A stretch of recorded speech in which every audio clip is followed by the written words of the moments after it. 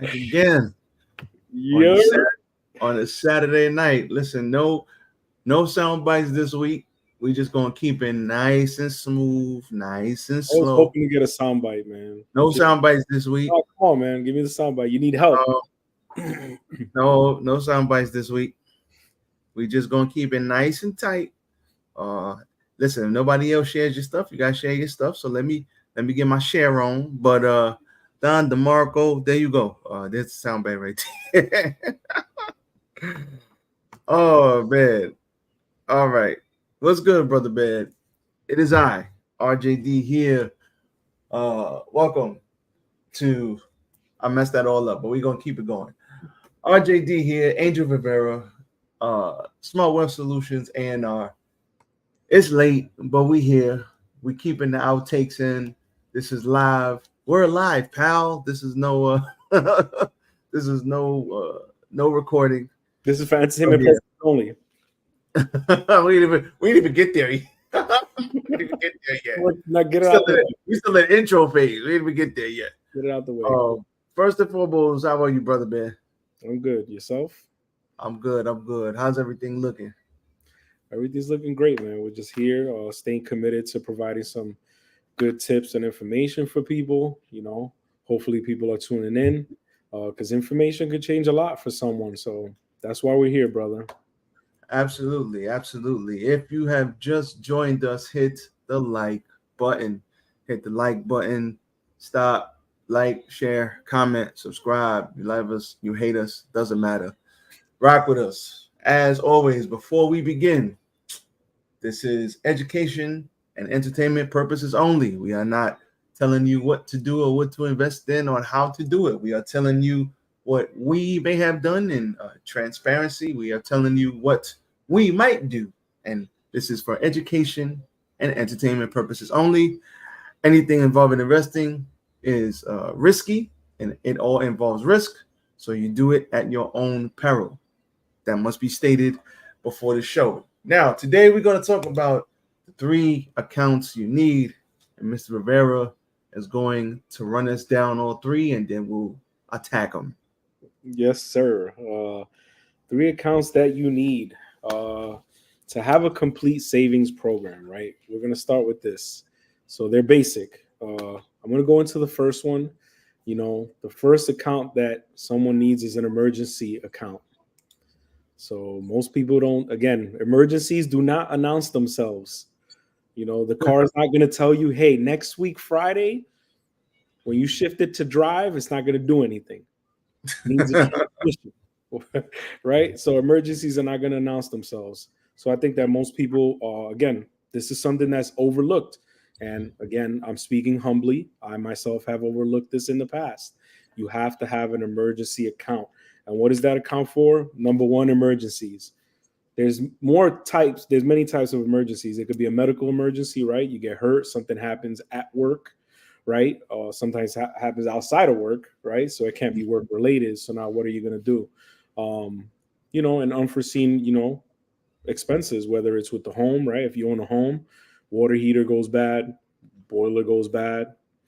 Now you're looking at a $10,000 expense if a boiler goes bad. So this is why people need to have an emergency fund. So what do you think about that, Rashon? What do you think about an emergency fund? I think that is probably one of the most important things one person could have. I am unfortunately at fault at not having an emergency account at one point in time in my life, especially when I was younger. It was like YOLO, money in, money out, no saving anything. At the end of the day, I've had medical emergencies. You've had medical emergencies. I think I blew 5 tires in 1 year in 2022. 5. Like, that's literally every 3 months you blow a tire. And that's just the least. That's like one of the least of my worries. I could tell you from firsthand experience, one health issue could wipe out your entire savings, your entire fortune. People with high net worths have had their fortunes wiped out because of cancer or a broken leg or multiple surgeries. So you can't always count on insurance. You can't always count on workers' comp. As somebody who's been on workers' comp, and obviously your wife has something your wife has had to deal with this as well. But as somebody who's been on workers' comp, after 60 to 90 days, then they start playing with the money. Then they start saying, you know what, go see this doctor, go see that doctor. We don't think you're healthy enough. At the end of the day, I could barely walk. And they were still saying, nope, we think you're okay to go back and work at a delivery company, even though you need both healthy ankles to work at a delivery company. They didn't care. They were like, we think you're healthy enough. And I had to fight them for 3 more months. So an emergency account is by far one of the most important things you could do because, like you said, emergencies don't come down and tap you on the shoulder and say, hey, next week, Tuesday, you better have 2 grand you're because yeah, your alternator and everything else is about to blow and you're gonna need 2 grand to cover it. Yeah, Doesn't happen like it's that. definitely doesn't happen that way. And again, the reason we're giving it in steps, right, is because that's the order that they should be, created. Those accounts should be created in that order. So we start with the emergency. So now I'm gonna go to the second one is the short term, right? So a short term, account is, should be a minimum of 6 months of your income. Now that might sound crazy. And the first time I heard this concept, I was like, what? You're telling me I have to save 6 months of my pay? And again, this is something that's not taught to people and it wasn't taught to myself. I learned it. And again, we're putting things into application. So, why do you have 6 months of income? Is simple. You lose your job. What if your job is not in demand? What if your skills aren't in demand? You don't know that. The marketplace is changing every single day. Every single day, Every the day. market, yeah, every day, literally. Things become obsolete. People are becoming obsolete, right? Because everything's being replaced. I went to something as simple as a McDonald's, and it's like they got one person at the register and kiosks That's all over the place. Yeah, it's like it. you order, like, what the hell? I want human interaction. I want to make sure I get my order right. But yeah, that's just what it is. So this fund, the short term fund, doesn't always have to be. You want 6 months of your income, but this could also be something for the future, like a down payment for a house, right? Mhm. So think about Absolutely. it. So it's a nice amount, a chunk of money that you want to save. And I think again, this is a very important account to have. Right after the emergency is now you can start thinking about something that's gonna you know give you something long term. I saw my wife had given me this video from Dave Ramsey, and he was speaking on like like people who rent for a lifetime. Renting should be a temporary thing, right? Not a Yeah. completely lifetime thing, because if you look over the course of someone's life, can you imagine how much rent you've paid through the course? Let's just say you Thousands and rented you thousands and rented thousands 40, probably 50 bought a house years. already. Yeah, Yeah. exactly. So, I'm speaking from experience. I rented for many, many years. So again, there's nothing to leave behind. There's no real wealth when you're renting. So, I always encourage people. Again, that's why we talk about the short term account.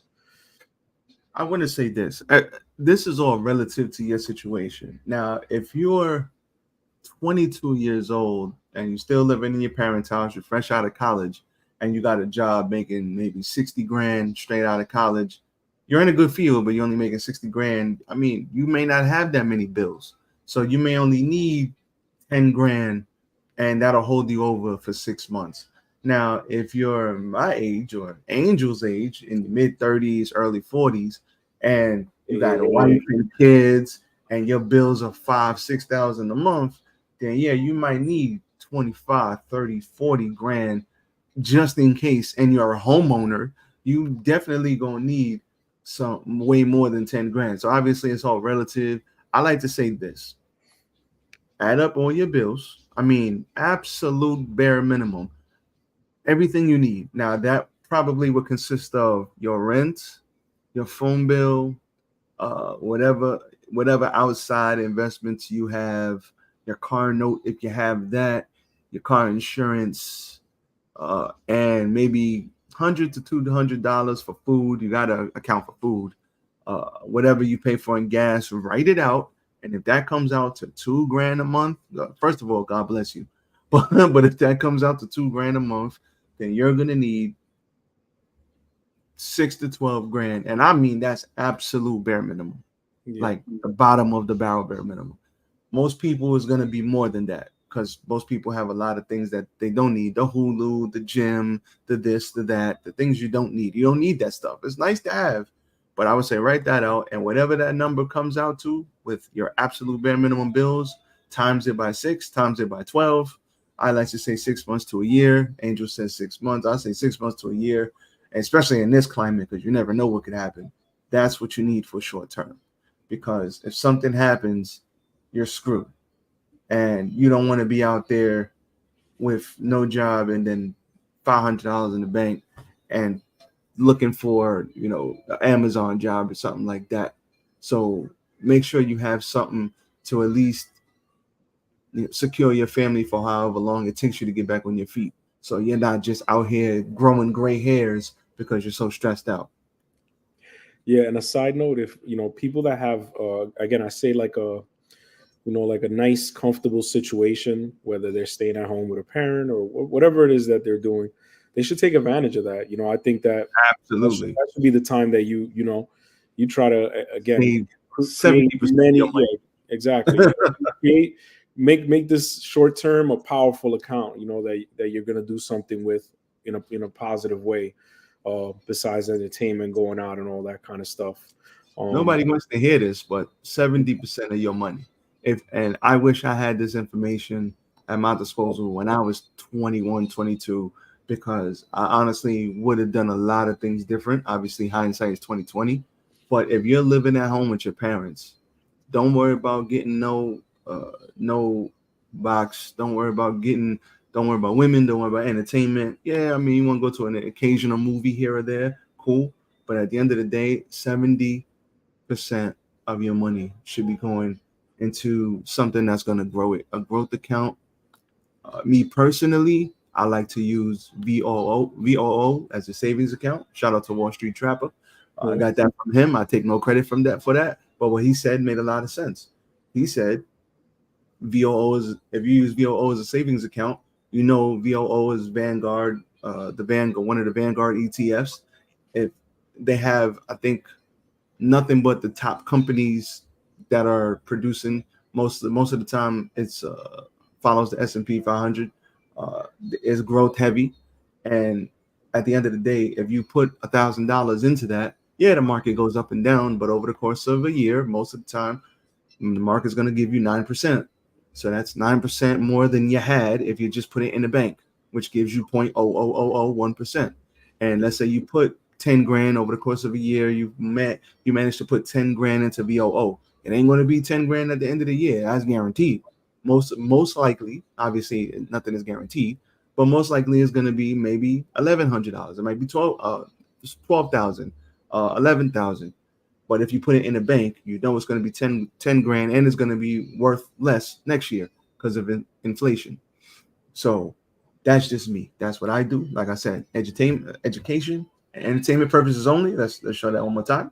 But what do you think about how would you go about saving up that short term? Now we know emergency fund. You hit the number, bang. Now you got that. How would you go about saving the short term? What would you do? The short term, again, you touched on something that maybe we were gonna, I guess, we're gonna segue into that, but short term account, again, it's just a simple 6 months account.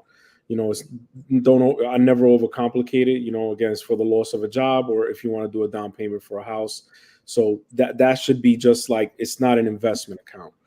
Other than the purchase of a home, that's really, again, a 30-year investment, but that's to get you into that situation. But we'll just go straight into the third one, because you were mentioning investment. So your wealth building account, that's the last one. And again, just as important as the first one and the second one, the third one, again, is kind of like the end all be all. That's what I say, because that the wealth building account is your retirement account.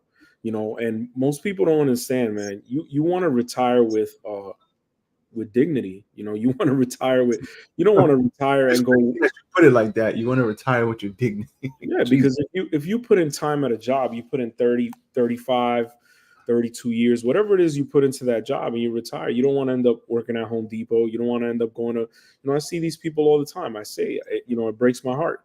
You see these people, you got a young, 25-year-old manager yelling at them, because they, again, no one's gonna go to work because they're bored.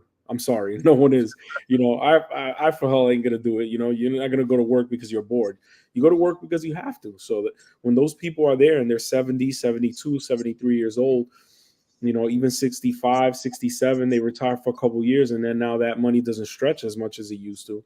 That's why I say having enough money to retire with dignity, is incredible. And that's something that we're going to touch on later on, because we're gonna explain, like, I believe this is important to explain people's financial independence number. Most people don't understand the number that they think they would need to retire is incredibly higher than what they Yeah. even could imagine. Yeah. You're talking about well into the $2 million range. So Yeah. most people don't fully understand that. You want to retire comfortably, and it's incredible because those city jobs are they don't give you that kind of money. It's just not there. And it's great to have that. Again, security, right? We all want that security, but again, what we really need for a long, do you want to retire and pass away right away? No. you want And to you want to that's what retire, enjoy, I want to talk retire. about. Yeah, that's the whole I point. talk about how most people retire and then pass away within 2 years Yeah, of retirement. exactly. And most So people are going to need 1.8 to 2.4 million to yeah, retire exactly. Yeah, in that's a general. number. Yeah, it's more around 1.8 to $2.4 million to retire. And again, here's why that's important, because when you're older, the unforeseeable is unforeseeable. You're talking about, you could get some crazy long-term medical expense, you know, or you want to leave a family legacy, whichever one you want. To me, that's all important. I want to leave a family legacy. That's just a personal thing for myself. And again, in the future episodes, we're definitely going to go into that. We're gonna talk about all that stuff, long-term investments, and family legacy. So that I think ties into what you were saying. If your money sits in the bank, it just sits in the bank. you know it's getting 0.001, whatever it is, ridiculous number. um so you definitely want to invest your money. You want your money to grow. You want it to do more than what it's going to do just sitting in an account. And again, that goes back to what we spoke on the last episode and the one before that. That's why we tie all this stuff in on purpose. Is discipline, right? Is giving up the things, the entertainment, the things that you think are fun, for the long term, because you got to be able to put your income someplace, and you can't touch it. This is that simple. If you Yeah. want it to grow, you got it's like a seed. You put it in the ground, you water it, you wait for it to grow. Well, I'll give you some. Obviously, we like to be transparent here, so I'll give you some examples in which I spoke on earlier.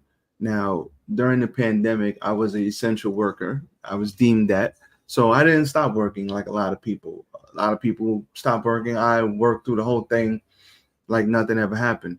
And it was when, like a lot of people, I just started getting into investing at that time. Now, I had no idea what the hell I was doing. But what I did was I just saw the stock market, everything was on sale. I was just like, you know what? Everything is down. I was like, maybe now's a good time to buy it. Mind you, had no idea, no prior knowledge of the stock market, nothing. There was no Earn Your Leisure. There was no Wall Street Trapper. Nobody was out at that time. All that stuff was just about to start. So I just was like Googling people, and I read a couple of books, and I said, okay. So what I did buy is I bought a lot of the wrong stuff. I put money in airlines, Delta. I put money in Carnival, the cruise lines. I put money in a couple of airlines, a couple of cruise lines. I think I put money in Spotify at the time. Uh, I put money in a lot of stuff that I shouldn't have put money in, but that was a real like black swan event. So everything dropped for months, and obviously everything rebounded. So a couple of years later, when I got into some financial trouble, I was able to sell off a lot of that stuff, and I had a couple $1,000s that actually got me through that period of time. Now, what if I was taking, I think the government gave a couple of people checks. They were giving out 2 checks at that time, whatever. It really wasn't nothing. It was more like $600 because I ain't got no kids. But whatever. Imagine if I had just pissed off all the money. If I didn't do anything with it, if I just, as soon as everything opened back up, I just started partying, I'd probably be homeless. So you got to look at it like you don't know what can happen. Who the hell thought that we were going to have a worldwide pandemic that shut the world down for a couple of months? Did anybody foresee that in 2016, 17, 18, 19? Of course not. It's a black swan event. That those things happen like once every decade. So you you got to prepare yourself for what's to come. Is like they always say, it's better to need and not have than to have and or need and not have want or than to want and not have it. I know I butchered that, but you get what I'm trying to say. Yeah. Have to Definitely. prepare yourself because things are going to happen. Especially the older you get, things are going to happen. And even the younger you get. Right now is among 30-year-olds is the highest population of people that are having strokes. What? Since when do 30-year-olds have strokes? But that's a statistical fact right now, which is wild. So you never know what can happen. You have to prepare for the worst because you just don't know. Now, obviously, it's not going to happen overnight, but you got to start from where you are, and then you just consistently do what you have to do. I have one question, and I didn't know if you wanted to touch on wealth building more, but I do want to ask you something. Um, I forgot what I was going to ask. Jesus Christ! It was a question about uh, Jesus. It'll come back to me. Go ahead. It's all right, I had man. the question. I should have wrote it down. It's all good, man. Jesus Christ! Yeah, again, we're doing this here because I feel like so many people don't have they don't have access to this information, and if they think they do, they would be working on things in a much different light right now. Their finances would be in place. Everything would be kind of like systematic, but it isn't. So that's why we have this here. We spoke a lot today about these three accounts, and I'm just kind of like reviewing over what we spoke about. You know, so you need the three accounts. You need the emergency, the short term, and the wealth building account. Because again, preparation is power. That's one of my favorite sayings. Preparation is power. I don't always like to. I like to be more faith based, and I kind of look at things like I don't want to say rainy day money because rainy day it pours. You save rainy day money, it pours. So if you have a good intention, right? If you're intentional about how you save these accounts, right? The purpose behind them. Trust me, it's gonna work out, and it's gonna be a good and positive thing. So that's why I believe you need to have a mindset behind saving money, right? Remember we said it's emotional. That was the first episode, right? We spoke about how money is an emotional thing. It's we react to it emotionally all the time. So that's why I think we definitely should build the discipline to start creating these accounts so that in the long term we can focus on what really matters. Do you think, I remember my question, do you think most people have an income problem or do they have a discipline problem? Meaning this, most people would, somebody would say, hey, listen, I only make 45 grand a year. 45 grand a year is a new 25 grand a year because everything's so inflated, especially here in New York City. Do you think people just need to go make more money, second job for a period of time, start a part-time business? Or do you think people need to start the daily disciplines while they ain't got the income so that when the income comes or they get a large influx of money, that they will be prepared to put that money away instead of spend it with lifestyle creep? So that question is actually like a double-edged sword, right? Because I Oh, feel like, yeah, definitely, because I feel like people, not I feel like, I know that people, most people make a decent amount of money. The problem is they don't track it enough. Right? And what you don't track, you lose. It literally leaves your hand. And like I explained to you recently, I've been using way more cash than debit, way more cash than credit, and I'm doing it on purpose because when you have $100 in your hand and you give it to someone, they give you change. Now you see that literally disappear from your hand. When yeah. you use a debit card, it's like boop, they got tap to pay, boop, you just tap to pay everywhere, boop, boop, boop, right? That's a habit. I think that was created on purpose, it's intentional, right? Convenience. Yeah, spend your money quickly, like spend it all with us, So that's what I feel. That's a double-edged sword. Now let's go into the discipline part. Most people are not disciplined enough, and the less you make, it's crazy. The more disciplined you have to be, because if you're not disciplined with the little bit of money, you're not going to be disciplined when you get a lot of it. You know, it's the opposite. That's why people get raises and then they actually get into more debt because now you got a raise and you, instead of buying the Toyota, you go for the Mercedes. You know, instead of the Mercedes, you're like, I want, you know, I want the Land Rover. You know, it's like, so now you're just creating it's a giant snowball effect. So when most people get a raise, they never actually even see it because they're already spending it before it even gets to their check. So I believe that people need to have a discipline, you know, but people do need to make extra income. That is a fact. You know, I'm a big you know, I truly believe in extra income. That's something people need to go out there, whether, you know, I believe in entrepreneurship. I believe there's, you know, if you're innovative, right, if you bring you value to people, then you should be rewarded for that. And I think that that's one of the best ways to make extra money is to bring value to people, right? What do you bring to the table? What are you providing to people? What are you helping people with? You know, it can't always be about what you get out of the deal, you know? So I think that I'm big for that. I'm big on the discipline, right? That was to answer your question. You got to have discipline, but you also got to think outside the box. I am a huge proponent on, I think people need to make more money. I think a lot of people have an income problem because I know, okay, so like you said, this is a loaded question. I think a lot of people live beyond their means trying to keep up with the Joneses. And I think that messes a lot of people up because you see all these rap videos, dudes want the hot chick, the hot car, the hot this, the new that. Chicks want the bag and this, then the third, and the new this, and the new that, and the new swag, and the new style. And I think that's part of it. But at the end of the day, I do think people making a lot of people make enough money to survive, and that's okay. But you can't. At the end of the day, if you break down your budget and you only make $1,000 a month, then you only make $1,000 a month. You ain't putting nothing away because you can't. And yeah, you got into a rough situation. Now, this is just hypothetical numbers, obviously. But yeah, you got yourself into a situation. But at the end of the day, you need to make more money however you need to for that period of time to get out of whatever situation you're in. So yeah, you might have to work a couple of extra hours for 6 months to a year. Yeah, you might need a better paying job, or might need to invest in yourself to get more skills. You might need to work overtime so that you can fund that uh, skilled trade certificate you're trying to get, so that that can get you the electrician job that you're trying to get. So yeah, you might have to get uncomfortable for 6 months, a year, 12 months, 18 months. But if you had more, if you had more income, then you can put more away.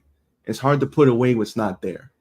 Now, if it's, and this is different for people with families, for people with kids, for couples without kids. Everybody's situation is different. But that's why I say we both say you need to track what you got and write it all out and see where you stand. A lot of people, they're scared to do that because they know it's like an ostrich with his head in the dirt. It's like, if I don't look at it and I don't acknowledge it, that means it's not real. No, it's real, and you need to acknowledge it, and you need to find out where you are first, and then you can move accordingly. But I do think the biggest problem is an income problem, and I think everybody needs to do stuff on the side. Uh, I know friends right now doing Uber on the side. That extra $300, $400, $500 a month, amazing. You know what we do? Extra $500 to $1,000 a month could really that changes. That'll change your life. An extra $6,000 a year as a 1099 will change your life, especially with taxes and what you can do with that, which we'll get into in the later episode. But I do think the income problem, I think is where a lot of people have problems, because you could get a job, but you need the income to get out of wherever you are, especially if it's credit card debt, which we talked about in the last episode. If you don't up your income, I mean, you could only cut off so many things before you start getting into bare necessities, especially if you have kids and a wife, or if you live on your own and it's just you. And yeah, I mean, you might have to eat some ramen noodles. I don't know, but you got to get uncomfortable. It still goes back to a discipline problem. I'm gonna, you know, you might say income problem. I'm gonna say discipline problem. That's what I'm gonna, I'm gonna throw that That's out the there. problem is how you got there. Yeah, Problem. exactly. Because again, you can make extra income. What are you doing with it? Are you really saving it? Are you really putting it into an account to multiply it? Are you really investing it? Most people get extra income and they do extra entertainment. That's, I've seen it. I see it all the time. And again, social media is crazy. Social media will have people. Again, I want to look like I'm on vacation. People want to look like they're on vacation all year round. But again, not a sustainable lifestyle. It just isn't. I mean, even people with money don't vacation all year round. Again, They're it's a discipline thing. a lot. Yeah, it's a discipline thing. I'm gonna preach discipline over and over. Discipline in fitness. Again, people know what discipline can bring. It's discipline in every aspect. So that's what we can always. Again, it's crazy how we can all tie this back to even our first episode. Emotions, discipline, ego, they all play into the money game. But again, understanding it, again, there's people that make a whole lot of money, and again, they live paycheck to paycheck, and the reason for that is their idea of how money works. We're gonna keep saying it, right? Everybody has an idea how money works, except the guy with all the money. That's it, Brother Sean. That's all I got for you. That's all we got for the people. Preguntas. Yeah. Any preguntas? Yeah. Any preguntas? Yeah, in Spanish. I like that. Listen, man. I'm working. That's one of my goals for 2025 to at least be able to hold the conversation in Spanish. It's gonna take me some time, so you gotta bear with me. Hey, Jim Rohn says if you want to make another $1 million a year, learn a new language. I'm trying to learn the language of SIE right now, and that's hard. That's the language of the money language. Yeah, we gotta learn money. The SIE 65 and 63. Yeah, 36, 63. That's all investment. That's all the money language. But yeah, that's all we got, man. So that's all we got. At the end of the day, just a review, Mr. Rivera, emergency account, obviously a little something stashed away for a rainy day, as grandma would say. Short-term account, you want that house, that car, that something you want to get, a down payment, anything, you got to at least put some money in the short-term account. So whether you choose to put it, in a short-term account to grow it in the market and then take it out, or you just have it just to put it in the bank, I'm going to hit this number, you got to have a short-term account for those short-term goals that you want to reach. And then your wealth building account, your long-term account, your long-term portfolio. Some people will put that in investments. Some people will put that in real estate. So depending, whatever your lane is, whatever you choose to do, you got to have some sort of money in the wealth building account. So that's what we got for you today. Anything else, Mr. Rivera, before I get us up out of here? That's it. No, we will be back next week. I'm just going to call it next Saturday. So because that's what it's coming down to. So tuned in from your Smart Wealth Solutions A&R. It's late, but we still bringing you value. Tune in next week. Hit the like button. We are out of here. Thanks. Wait, we got comments? Oh, we got a question. You want to answer this question? Hey. Hold on a second. It came out of nowhere. I just saw it. Oh, man. It came out of nowhere. You want to tackle this and literally just cap before we bounce? What specific financial milestones do you both want to reach in the next 6 to 12 months? Well, listen, we have investments currently. Just continue the path that we're on. We got our emergency fund, we got our short term, and we got our wealth building account. So we are, whatever we're preaching, we're already doing it. We're already working on it. So it's just to continue to build it, continue to spread awareness about all this stuff. Because again, at my age, again, I didn't have access to this information. So I feel like the more people get access to information and understanding how money works, right, and all the things that we've been talking about since episode 1, is stuff that's going to add value to people. So we want to keep adding value. We want to continue on the path that we're on because we're on the path to greatness. When you truly understand how this stuff works, how the money game works, it's kind of like, getting an extra boost of confidence, just in your everyday life. So I feel like we're doing the right thing. And that's the milestones, man. Milestones happen when you help other people. So we want to help more people. We want to spread more awareness, right, about people who make poor financial decisions, right? We don't want to be, we don't want to see that anymore, And that's basically it. So me specifically, me and my wife, we want to have a down payment for a house in the next 6 to 12 months. We definitely want to have down payment for a house in the next 6 to 12 months. And if I'm pushing it out to 18, we definitely, I'm just going to go ahead and say it. Definitely 50 to 100K in the wealth building account in the next 6 to 12 months. Very doable. It is very doable, especially knowing what we know. Shout out to some of the coaches about to hit some milestones. Not going to name drop just yet, but shout out to them. But that's one specific goal, especially for me and my wife and my family. We want a down payment for a house in 6 to 12 months, and it is extremely doable from where we sit, from what we've seen. You cannot unsee what we've seen in the amount of time that we've seen it. And a lot of our mentors are saying that we're right on track, doing what all we need to do is just continue what we're doing, just do more of it. So that is a specific goal in the next 6 to 12. So yeah, that pretty much answers the question. So looks like the preguntas are over. You gotta help me with my enunciation. Preguntas. You're good. It sounds great. So being that is it, once again, take 2. We out of here. Angel Rivera, Rashon Davis, your Smart Wealth Solutions, and hit the like button. Catch y'all next Saturday. Peace. Peace.